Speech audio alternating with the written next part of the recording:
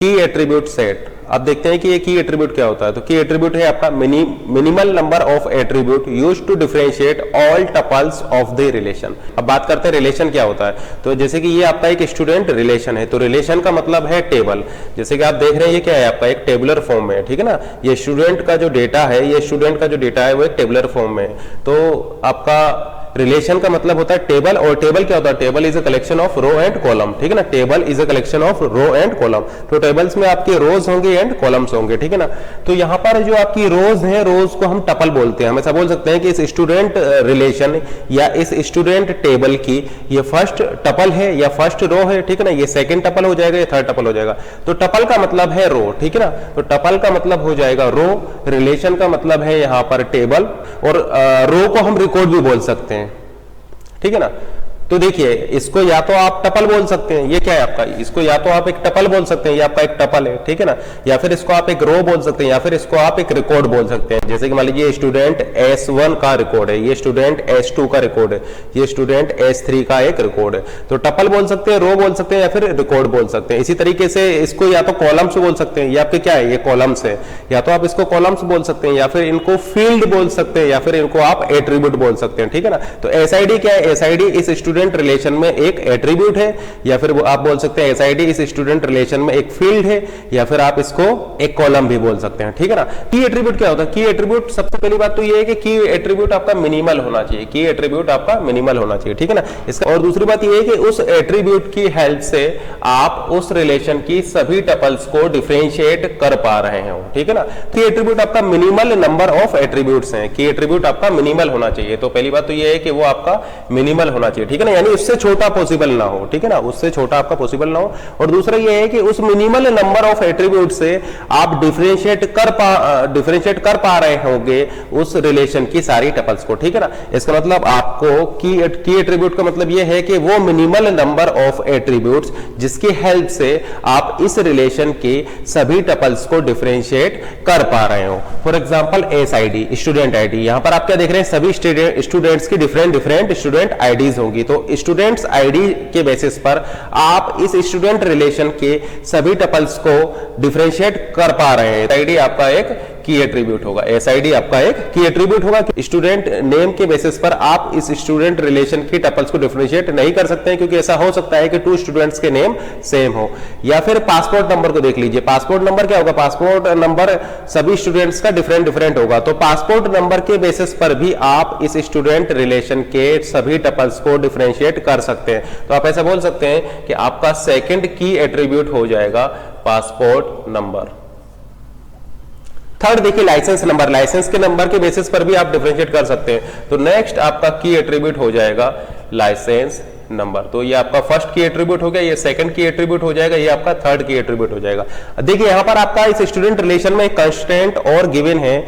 Constant क्या given है, no two student with same date of birth and father name. इसका मतलब ऐसे कोई भी 2 स्टूडेंट इस रिलेशन में नहीं होंगे जिनके date of birth and father name दोनों ही एक साथ सेम हो। पर देखिए ये 2 स्टूडेंट्स हैं जिनकी डेट ऑफ बर्थ सेम हो सकती है, ठीक है ना। 2 स्टूडेंट्स हैं जिनकी डेट ऑफ बर्थ सेम हो सकती है। कोई भी 2 स्टूडेंट्स ऐसे हो सकते हैं जिसका कि फादर नेम सेम हो, ठीक है ना। तो ये 2 स्टूडेंट्स का फादर नेम सेम है, इन 2 स्टूडेंट्स की डेट ऑफ बर्थ सेम है। लेकिन अगर आप डेट ऑफ बर्थ और फादर नेम को कंबाइंड कर देंगे तो ये कंबाइंड आपका यूनिक होगा, क्योंकि ये गिवन है कि no 2 students with the same date of birth and father name. इसका मतलब same date of birth and father name के कोई भी 2 स्टूडेंट्स यहाँ पर नहीं होंगे। इसका मतलब हम ऐसा बोल सकते हैं कि अगर आपका यहाँ पर 90 अल्फा है तो 90 अल्फा इस रिलेशन में और कहीं नहीं आएगा, ठीक है ना। यहाँ पर आपका 90 बीटा है तो 90 बीटा और कहीं नहीं आएगा। 92 अल्फा है तो 92 अल्फा इस रिलेशन में और कहीं नहीं आएगा, ठीक है ना। तो इसको अगर आप कंबाइन कर देंगे तो इसके बेसिस पर आप इस रिलेशन की टपल्स को डिफरेंशिएट कर सकते हैं। तो नेक्स्ट की एट्रीब्यूट हो जाएगा, नेक्स्ट की एट्रीब्यूट हो जाएगा आपका date of birth and father name combined, ठीक है ना। Date of birth and father name combined आपका ये की एट्रीब्यूट हो जाएगा। तो यहां पर आपका की एट्रीब्यूट सेट क्या हो जाएगा, की एट्रीब्यूट सेट हो जाएगा set of all key attributes. की एट्रीब्यूट सेट हो जाएगा सेट ऑफ ऑल की एट्रीब्यूट। तो यहां पर आपके की एट्रीब्यूट सेट हो जाएगा SID passport number, licence number and date of birth father name combined. तो ये आपका एक की एट्रीब्यूट हो जाएगा, set of all key attributes. अब देखिए मेरा क्वेश्चन ये है कि क्या आप एस आई डी और एस नेम को अगर मान लीजिए हम कंबाइन कर देते हैं, S I D S name को कंबाइन कर देते हैं, तो क्या हम S I D S name कर बेसिस पर इस रिलेशन की टपल्स को डिफरेंशिएट कर पा रहे हैं क्या? अगर हम S I D S name को कंबाइंड कर देते हैं तो क्या इस S I D S name जिसको आपने कंबाइंड कर रखा है इसके बेसिस पर क्या आप इस रिलेशन की टपल्स को डिफरेंशिएट कर पा रहे हैं? बिल्कुल कर पा रहे हैं, क्योंकि देखिए जब आप केवल एस आई डी के बेसिस पर जब इस रिलेशन की टपल्स को डिफरेंशिएट कर सकते हैं तो एस आई डी और एस नेम कंबाइंड के बेसिस पर तो कर ही सकते हैं, ठीक है ना। क्योंकि देखिए केवल एस आई डी से आप यहां पर इस रिलेशन की टपल्स को डिफरेंशिएट कर पा रहे हैं, तो S I D S name combined के बेसिस पर तो आप इस रिलेशन की टपल्स को डिफरेंशिएट कर ही सकते हैं, ठीक है ना। तो हम ऐसा बोल सकते हैं कि ये S I D S name जो आपने कंबाइंड किया हुआ है, इस S I D S name के बेसिस पर आप इस रिलेशन की सभी टपल्स को डिफरेंशिएट कर सकते हैं, ठीक है ना। लेकिन फिर भी ये आपका की एट्रीब्यूट नहीं होगा, क्योंकि हमने क्या लिखा हुआ है, की एट्रीब्यूट आपका मिनिमल होना चाहिए। ये मिनिमल नहीं है, इसका छोटा पॉसिबल है। देखिए इसका छोटा क्या पॉसिबल है, इसका छोटा एस आई डी पॉसिबल है, ठीक है ना। इसका छोटा एस आई डी आपका पॉसिबल है, तो ये मिनिमल नहीं है, ठीक है ना। तो एस आई डी आपका की एट्रीब्यूट है, लेकिन S I D S name आपका की एट्रीब्यूट नहीं होगा। S I D passport number अगर आप इन दोनों को कंबाइन कर देंगे तो इसके बेसिस पर आप इस रिलेशन की टपल्स को डिफरेंशिएट कर सकते हैं, लेकिन ये आपका एक की एट्रीब्यूट नहीं होगा, क्योंकि इसका मिनिमल पॉसिबल, इसका मिनिमल देखिए केवल एसआईडी के बेसिस पर भी आप डिफरेंशिएट कर पा रहे हैं, या फिर केवल आप पासपोर्ट नंबर को ले लेंगे इसके बेसिस पर भी आप डिफरेंशिएट कर पा रहे हैं, इसलिए ये आपका एक की एट्रीब्यूट नहीं होगा। या मान लीजिए हम ले लेते हैं एस नेम फादर नेम। अगर हम एस नेम फादर नेम को कंबाइन कर देते हैं तो क्या ये यहाँ पर की एट्रीब्यूट होगा? बिल्कुल नहीं होगा, क्योंकि ऐसा हो सकता है कि दो स्टूडेंट्स के नेम भी सेम हो और उनके फादर नेम भी सेम हो, ठीक है ना। ऐसा हो सकता है कि दो स्टूडेंट्स के, जैसे कि यहीं पे देखिए इन दोनों स्टूडेंट्स के नेम भी सेम है और इन दोनों स्टूडेंट्स के फादर नेम भी सेम है, ठीक है ना। तो आप अगर एस नेम फादर नेम को कंबाइन कर रहे हैं तो जरूरी नहीं है कि आप उसके बेसिस पर इस रिलेशन की टपल्स को डिफरेंशिएट कर पाए। जैसे यहीं पर ही देखिए आप अगर इन दोनों को कंबाइन कर देंगे तो आप डिफरेंशिएट नहीं कर पा रहे हैं, यहाँ पर भी आपका ए अल्फा, यहां पर भी आपका ए अल्फा है, तो इसलिए ये आपका की एट्रीब्यूट नहीं होगा, क्योंकि इसके बेसिस पर तो आप डिफरेंशिएट ही नहीं कर पा रहे हैं, ठीक है ना।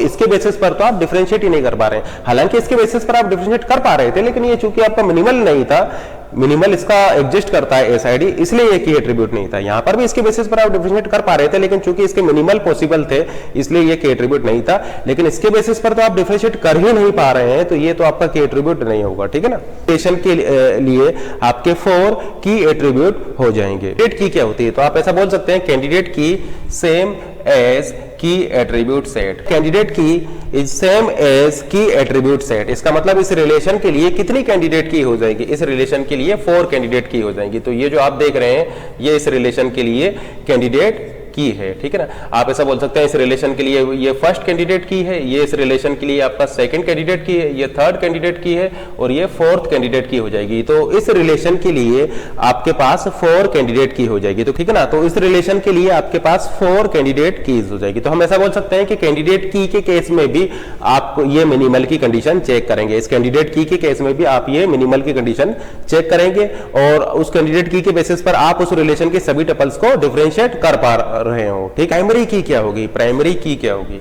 तो आपके पास इस रिलेशन के लिए 4 कैंडिडेट की है, आप कोई भी एक कैंडिडेट की को पिक कर लीजिए, वो आपके लिए प्राइमरी की हो जाएगी और रिमेनिंग अदर्स कैंडिडेट की आपका अल्टरनेट की हो जाएगी। तो देखिए 2 टाइप की होती है, एक होता है प्राइमरी की और दूसरा होता है आपका अल्टरनेट की, ठीक है ना। तो प्राइमरी की क्या होगी? आप कैंडिडेट की में से किसी भी एक की को एज ए प्राइमरी की चूज कर लीजिए। मान लीजिए कि हम एस आई डी को यहां पर एज ए प्राइमरी की चूज कर रहे हैं, हम यहां पर एसआईडी को एज ए प्राइमरी की चूज कर रहे हैं, तो रिमेनिंग अदर कैंडिडेट की आपका क्या हो जाएगी? वो अल्टरनेट की हो जाएगी। तो यहां पर अल्टरनेट की हो जाएगी आपका passport number, licence number and date of birth, father name combined. अब देखिए for any relation at most 1 primary key is allowed.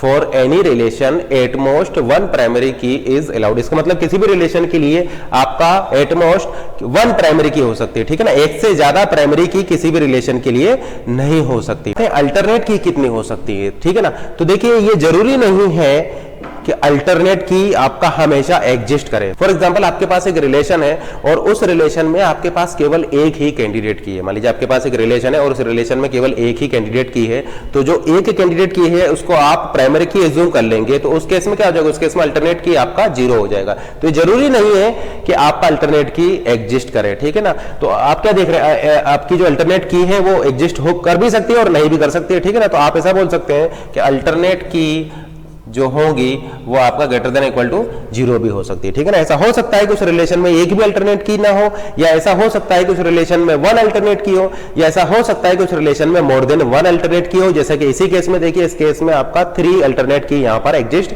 कर रही है। अब देखिए प्राइमरी की और अल्टरनेट की में डिफरेंस क्या है, प्राइमरी की और अल्टरनेट की में डिफरेंस क्या है। तो डिफरेंस ये है कि प्राइमरी की वैल्यू नल नहीं हो सकती है, हालांकि अल्टरनेट की वैल्यू नल हो सकती है, ठीक है ना। तो null value is not allowed in primary key but in case of alternate key null value allowed। तो alternate key में null value अलाउड है, ठीक है ना, लेकिन प्राइमरी की में आपका नल वैल्यू अलाउड नहीं है। रिलेशन के लिए आपने ये कैंडिडेट कीज लिखा। अब आप इन कैंडिडेट कीज में से उस कैंडिडेट की को एज ए प्राइमरी की सेलेक्ट करेंगे जिसकी वैल्यू नल नहीं होगी, ठीक है ना।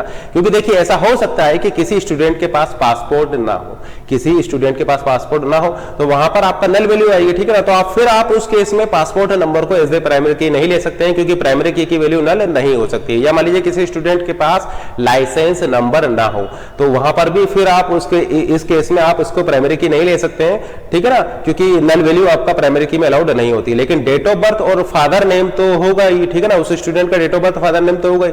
तो आप या तो इसको एज ए प्राइमरी की ले सकते हैं या फिर स्टूडेंट आईडी को एज ए प्राइमरी की ले सकते हैं, ठीक है ना। लेकिन अगर मान लीजिए कि आपका जो ये स्टूडेंट रिलेशन है उसमें सभी स्टूडेंट्स के पास पासपोर्ट नंबर है और सभी स्टूडेंट्स के पास लाइसेंस नंबर है, तो फिर उस केस में आपका एसआईडी की वैल्यू भी नल नहीं होगी, पीपी पासपोर्ट नंबर की वैल्यू भी नल नहीं होगी, लाइसेंस नंबर की वैल्यू भी नल नहीं होगी और ये भी नल नहीं होगा। तो फिर उस केस में आप किसी भी एक को एज ए प्राइमरी की यहां पर सेलेक्ट कर सकते हैं। अब देखिए प्राइमरी की या अल्टरनेट की के बेसिस पर आप सभी टपल्स को डिफरेंशिएट कर सकते हैं। तो हम ऐसा बोल सकते हैं कि इनकी जो वैल्यू होगी वो यूनिक होगी, ठीक है ना।